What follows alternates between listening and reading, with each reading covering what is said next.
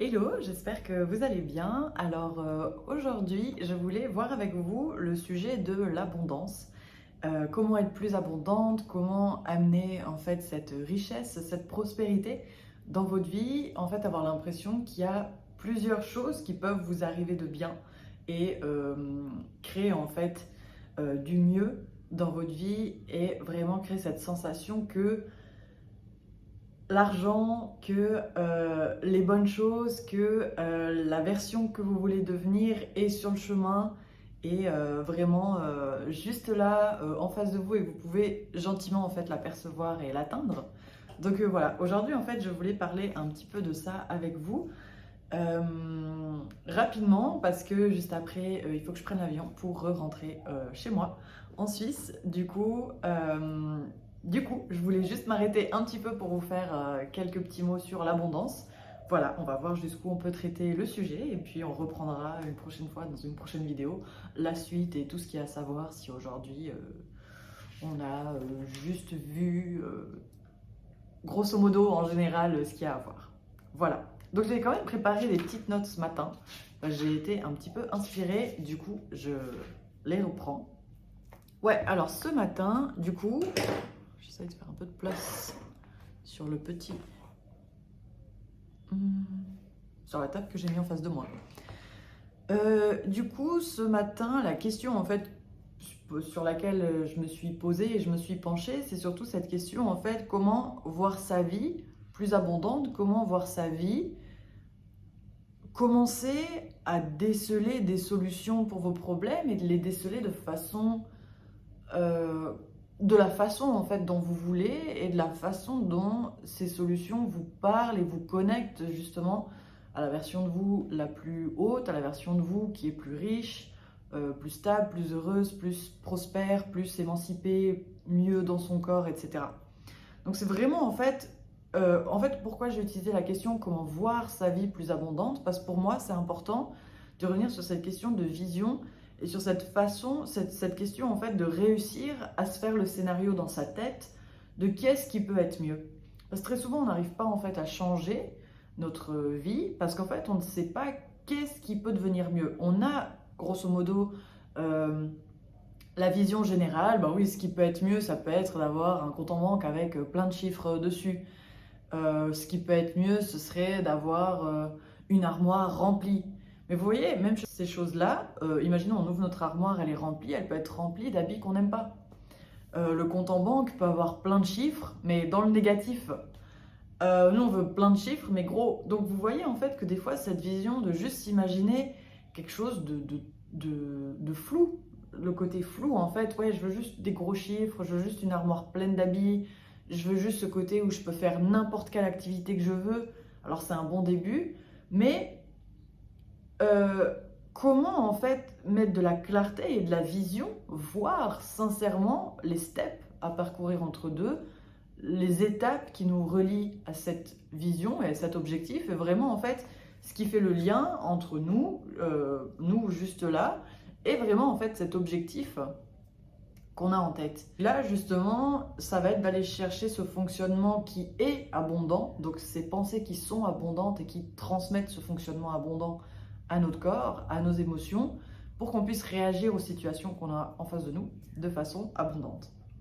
Donc, des fois, ce qui nous manque dans le fait de voir sa vie avec plus d'abondance, c'est que quand on est face à nos problèmes, on met pas un peu, on n'assaisonne pas notre perception et notre analyse, on l'assaisonne pas avec de l'abondance, avec l'ingrédient abondance, pour juste en fait déceler des solutions que vous avez encore jamais pris, des solutions en fait qui sont pas dans vos habitudes, parce que si vous aviez l'habitude d'assaisonner vos, vos prises de décision avec de l'abondance, eh bien vous seriez peut-être pas en train de regarder cette vidéo, les choses couleraient bien et vous serez peut-être sur d'autres sujets de vidéo. Mais du coup, là en fait ça va être vraiment d'assaisonner sa prise de décision avec de l'abondance, réussir à la faire, à la mettre dans notre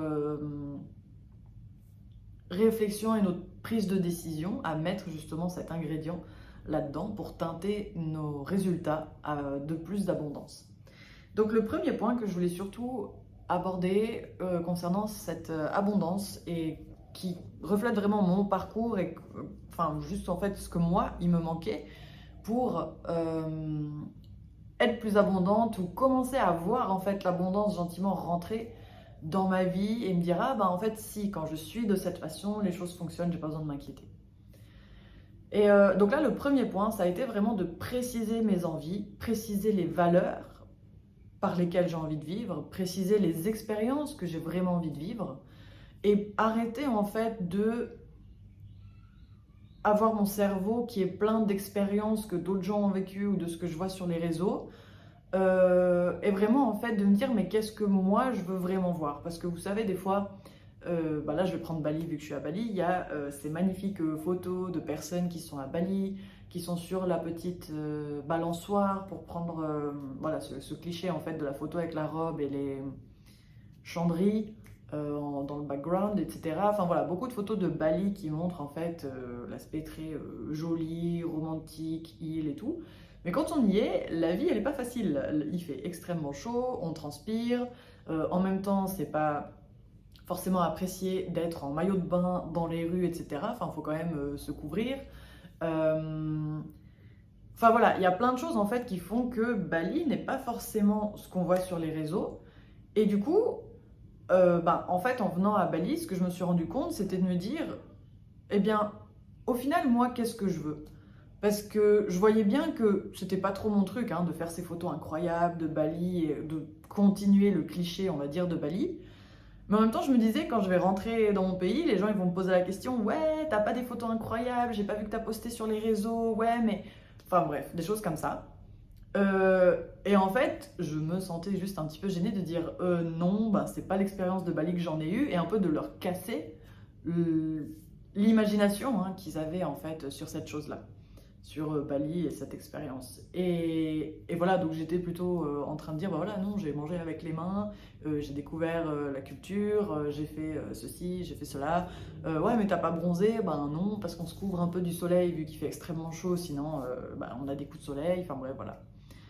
Euh, et en fait, toutes ces choses-là, c'est justement, j'avais en gros deux possibilités, deux valeurs, deux expériences à pouvoir vivre. Et je me disais, soit je décide de vivre l'expérience, on va dire, cliché, pour que justement, quand j'arrive en Suisse, j'ai le cliché à pouvoir montrer et les gens ont l'air d'être impressionnés et valides.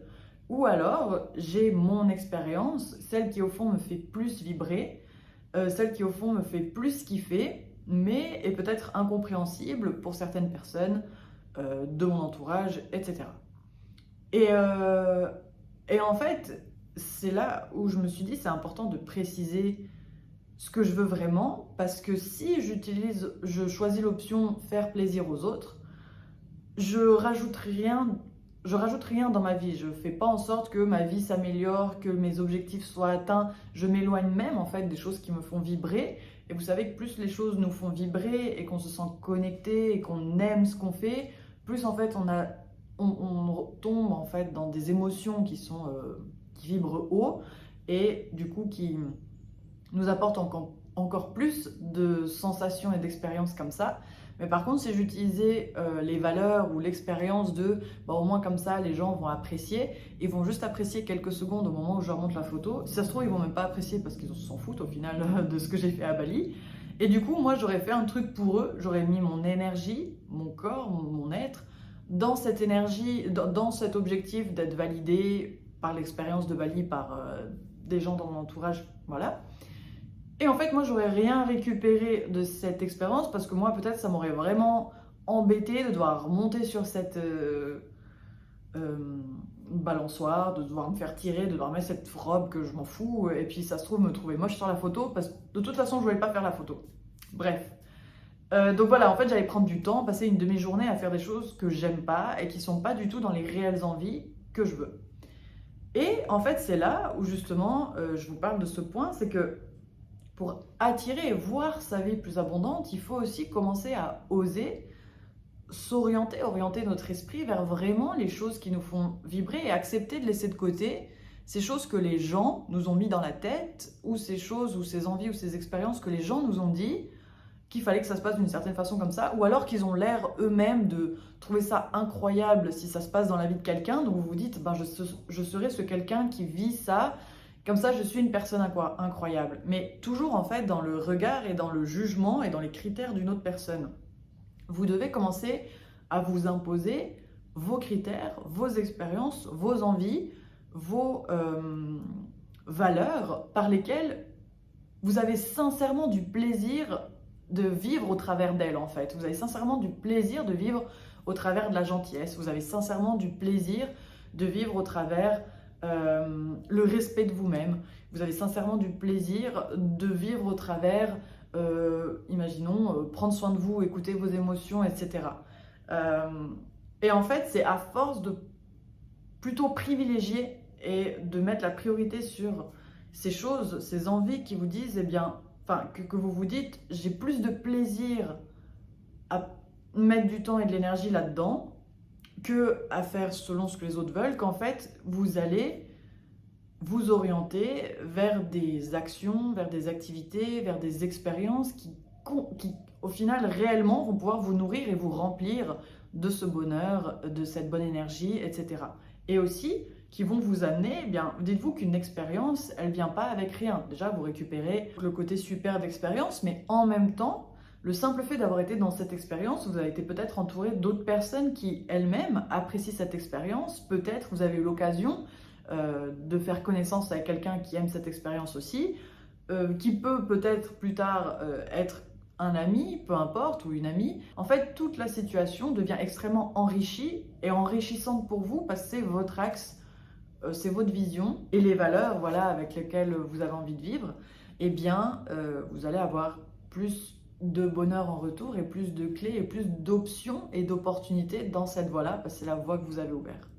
Alors que quand vous allez dans la voie que vous n'aimez pas, vous allez juste voir l'objectif, vous n'allez même pas voir les options à côté. Et même s'il y avait des options à côté, ça ne vous intéresse pas parce que vous n'êtes pas entouré de gens qui sont comme vous n'êtes pas entouré de gens qui vous feraient kiffer. Donc en fait, vous vous rétrécissez, vous dites, bon voilà, juste l'objectif d'avoir ma photo exactement parfaite, nanana. Et en fait, l'objectif est tellement restreint, donc vous n'amenez pas cette abondance dans votre vie. Je vais dire autre chose concernant l'abondance par rapport à ce sujet. Je me rends compte qu'il y a beaucoup de choses à dire. C'est aussi important en fait de connaître ses envies parce que le jour où vous avez besoin de dépenser votre argent pour une certaine expérience, eh bien vous allez mettre votre argent dans une expérience que vous savez va vous rendre l'état de bonheur et l'état de bien-être que vous êtes venu chercher, donc votre argent sera bien investi.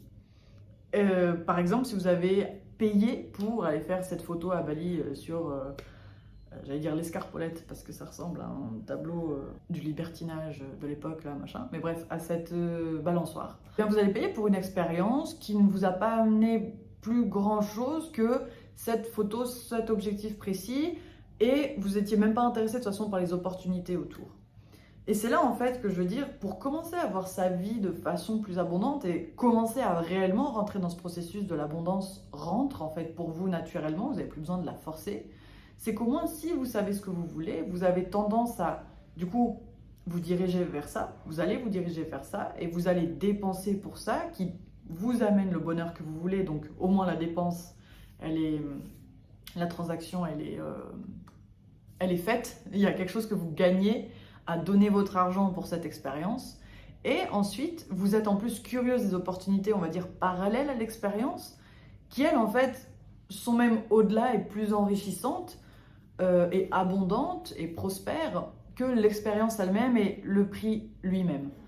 Donc c'est plutôt ça en fait qui est aussi important et qui peut commencer à vous faire voir votre vie un peu plus abondante, c'est parce qu'en fait il y aura des opportunités parallèles à l'expérience qui vous fait sincèrement vibrer selon votre envie, vos valeurs et les expériences que vous voulez vivre, et qui du coup, la somme dépensée, en fait, elle est quasiment petite, presque trop petite par rapport à tout ce que vous avez comme gain par rapport à ça. Donc c'est pour ça que j'aurais tendance à dire même un habit, mieux vaut acheter un habit que vous savez va réellement vous faire vous sentir bien, en confiance, à l'aise, vous allez avoir du plaisir à le porter, qu'un habit juste parce qu'il est à la mode, et que donc ça fait plaisir pour la mode et pour ceux qui font critique de mode, mais est-ce que réellement ça vous fait du bien et c'est dans ce style-là que vous vous reconnaissez et que vous avez l'impression d'être la plus créative, etc. Mieux vaut avoir un habit qui vous ouvre les portes de la créativité, qui vous ouvre les portes de votre confiance, qui vous ouvre les portes de votre bien-être, que, imaginons, un habit qui rentre dans la mode qu'il faut faire, mais en fait, vous n'avez pas plus que ça. Du coup, vous avez juste en fait la transaction, eh bien, 50 francs pour un habit, c'est pour rentrer dans la mode. Alors que là, peut-être vous allez mettre 100 francs pour un habit, mais c'est pour être créatif, c'est pour me sentir en confiance. Donc si je suis en confiance, je peux parler en public. Si je peux parler en public, je peux me faire des nouveaux amis, je peux peut-être faire des conférences, je peux aller à telle fête, à tel endroit, networker. Voilà, votre habit en fait va servir à toutes ces situations-là. Et en fait, c'est le truc de se dire, eh bien, quand j'achète quelque chose, l'argent que j'ai mis, en fait, il m'ouvre bien sûr l'accès à l'habit, mais toutes les opportunités parallèles que vous-même vous ressentez, parce qu'en fait, cet habit traduit d'une réelle envie et des expériences et des valeurs que vous voulez vivre. Voilà. Je regarde si j'avais autre chose à dire sur ce petit point. En vrai, j'avais 3 points. Et là, je me dis c'est déjà peut-être assez long. Je pense aussi à moi qui va devoir éditer tout ça dans l'avion, la fatigue, etc. Pour en fait réussir à amener cette vision de la vie plus abondante, c'est une sorte de renouveau continuel sur vous, de vous reposer la question de quoi j'ai envie, qu'est-ce que je veux. Et des fois, tout d'un coup, il y a des envies qui restent pendant longtemps et qui partent. Des fois, il y a des choses qui étaient pas trop dans ce qu'on voulait et qui arrivent tout d'un coup très vite et deviennent quelque chose que, attends, il me faut là maintenant. Voilà, vraiment respecter en fait ces envies, accepter ce côté fluide aussi de la part de l'énergie féminine, que vos envies peuvent changer, peuvent évoluer. Acceptez-les, regardez-les, au moins notez-les, enfin sachez qu'elles sont là. Et puis ensuite, faites ce que vous pouvez pour les cocher, vraiment, voilà, dépenser, parce que là je parle d'argent, parce que des fois on a des blocages d'un point de vue argent, parce qu'on se dit mince, parce que si je mets là-dedans, j'aurai pas pour un autre café avec telle personne. Oui, mais est-ce que tu as vraiment envie d'aller faire un autre café avec telle personne? Peut-être c'est cette personne que tu préfères le plus, tu vois. Et donc à ce moment-là, choisis aussi la personne que tu veux voir, même si tu as peur, oui, mais elle va m'envoyer un message, puis elle va se dire que voilà, je l'ai pas vu. Eh bien, écoute, ça fait partie du game, mais au moins tu te nettoies et tu liquides ces choses qui comblaient ton temps, au lieu de juste combler la personne que tu es. Voilà, on est là pour combler la personne qu'on est et pas juste combler le temps parce que on n'a pas trouvé qui on est, donc du coup on comble le temps au lieu de se poser la question, tiens, qui je suis. Donc on se repose, on médite, on se pose la question, qui je suis, blablabla. Vous allez dans un parc, vous allez où vous voulez, vous vous posez la question dans un espace qui vous fait kiffer, plaisir, en vacances, chez vous, dans votre lit, peu importe. Vraiment, c'est de vous dire qu'est-ce que je veux là maintenant, qu'est-ce qui me fait kiffer, les expériences, les envies, les valeurs, etc. Et quand les choses changent autour de vous, quand vous vous sentirez changer, quand vous verrez cette abondance un peu plus dans votre vie, vous reposez la question, est-ce que j'ai envie de continuer là-dedans? Est-ce que j'ai une autre envie qui est apparue, etc. Voilà, donc ce sera fluide, c'est votre énergie féminine qui se développe, mais c'est aussi elle que vous aurez besoin en fait, vous aurez besoin d'elle pour continuer d'avancer, pour pas être frustré, pour avoir en fait cette impression que les choses coulent naturellement à vous, que vos objectifs se rapprochent naturellement à vous. Vous avez besoin aussi de couler et de laisser les choses en fait aller là où elles doivent aller, et vous en fait juste être consciente de ce qui se passe et puis de comprendre en fait où ça va. Et puis de vous poser la bonne question pour faire aussi aller là où vous voulez que ça aille, pour un petit peu guider le chemin. Voilà. C'était un petit point sur l'abondance. J'ai vu l'heure, il faut que j'y aille, il faut que j'aille prendre mon avion. Du coup, je vais vous laisser sur ça, c'est déjà sympa. À tout bientôt, des bisous, ciao ciao, prenez soin de vous.